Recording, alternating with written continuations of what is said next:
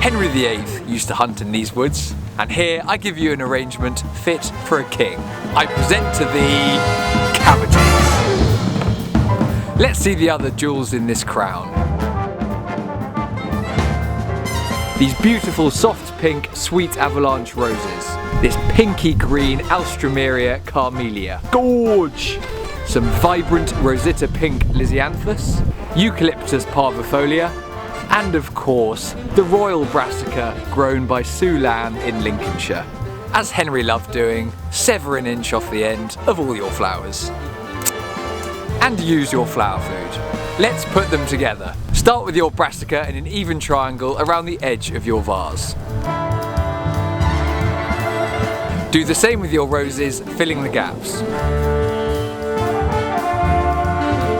Pop your alstroemeria on opposite sides of the vase. Stand your lisianthus in an even triangle a little more centrally. And finish with your Eucalyptus parvifolia tucked around the edge. And there we have it, your very own Right Royal masterpiece. Enjoy!